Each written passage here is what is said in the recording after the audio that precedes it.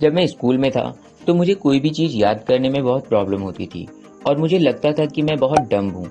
Normally society में students को इसी तरह जज किया जाता है कि कोई स्टूडेंट कितनी जल्दी किस चीज़ को याद कर लेता है और लोगों के सामने कितनी एक्यूरेसी के साथ में प्रेजेंट कर सकता है।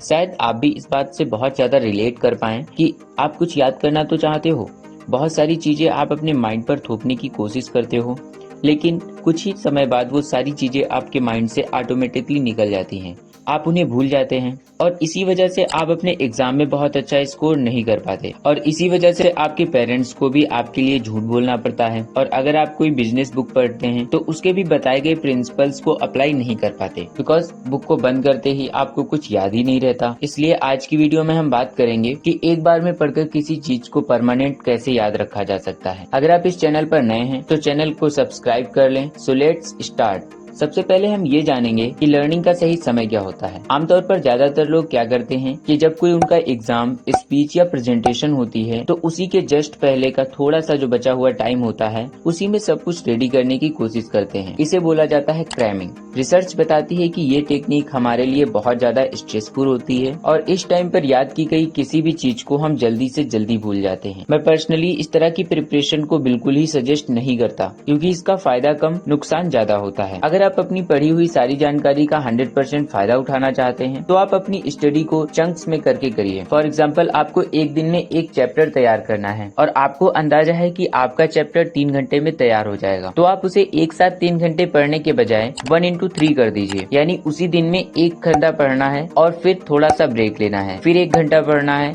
और फिर से ब्रेक लेना है। इसी तरीके से आप अपने 3 घंटे की पढ़ाई करिए। इससे आपका पढ़ाई में मन भी लगेगा और जो भी आप पढ़ेंगे वो आपकी परमानेंट मेमोरी में स्टोर होता रहेगा। आपको ये पता तो चल गया कैसे और कब पढ़ना है। अब बताऊंगा एफर्ट जो आपकी स्टडी को एक्स्ट्रा लेवल की स्पीड दे सकते हैं। Number 1, attention. कभी आपने नोटिस किया है कि अगर आप किसी मूवी को देख रहे हैं तो उस मूवी का 70% पार्ट आपको ऐसे ही याद हो जाता है। ऐसा क्यों होता है? ऐसा होता है हमारे अटेंशन की वजह से। जब हम मूवी देख रहे होते हैं तो हमारा सारा ध्यान मूवी पर होता है, न कि इधर उधर भटक रहा होता है। इसीलिए उसमें बोले गए डायलॉग्स और मूवी का लगभग सारा पार्ट हमें याद रहता है। जब हम किसी एक जगह पर अपना फुल अटेंशन दे रहे होते हैं तो हमारा माइंड उस चीज को कैप्चर करता रहता है और हमारी परमानेंट मेमोरी में स्टोर करता रहता है। अगर स्टडी के टाइम आप भी अपने अटेंशन को इंक्रीज कर पाएं तो आप भी अपनी पढ़ी हुई सारी चीजों को एग्जैक्टली याद रख पाएंगे। Number 2, emotions. अगर मैं आपसे कहूँ कि क्या आपको स्कूल टाइम की अपनी क्रश का नेम याद है, आप में से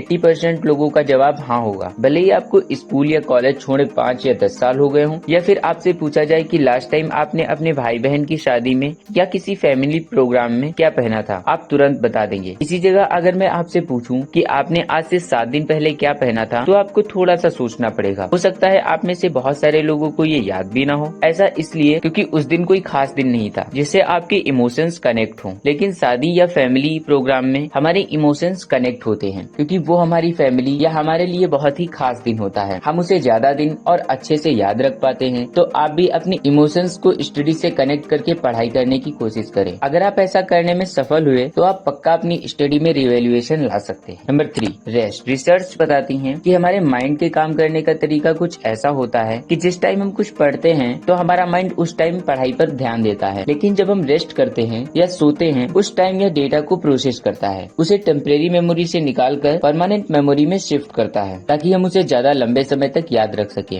अगर आप पढ़ाई के बीच रेस्ट लेते हैं तो यह आपकी स्टडी के लिए प्लस पॉइंट है। इससे आपके माइंड को पढ़ी गई इंफॉर्मेशन को प्रोसेस करने का टाइम मिल जाता है और वो चीजें आपकी परमानेंट मेमोरी में स्टोर कर पाता है, जिससे आप उसे ज्यादा टाइम तक याद रख सकते हैं। Number 4, learn with practical. किसी भी पढ़े गए टॉपिक की अपेक्षा हमें वो टॉपिक ज्यादा अच्छे से और लंबे समय तक याद रहते हैं जिसको हम प्रैक्टिकल कर लेते हैं। फॉर एग्जाम्पल, अगर आप जल यानी H2O को तोड़ें तो हमें H2 यानी हाइड्रोजन और O यानी ऑक्सीजन मिलेगी। ऐसे पढ़ने में हमें जितना समझ आ रहा है इससे और भी ज्यादा बेहतर हम समझ सकते हैं अगर हम लैब में जाकर एक बार इसको प्रैक्टिकल कर लें और यह देख ली कि कैसे और कितने टेम्परेचर पर किस तरह की घटनाएं होती हैं वगैरह वगैरह। मोरल ऑफ द पॉइंट यह है कि अगर आप अपनी स्टडी के साथ में प्रैक्टिकल्स को ऐड करते हैं तो आप अपनी स्टडी को एक नई उड़ान दे सकते हैं। इस वीडियो को यहीं पर कंप्लीट करते हैं। मिलते हैं नेक्स्ट इंगेजिंग वीडियो में। तब तक के लिए bye bye, take care and all the best.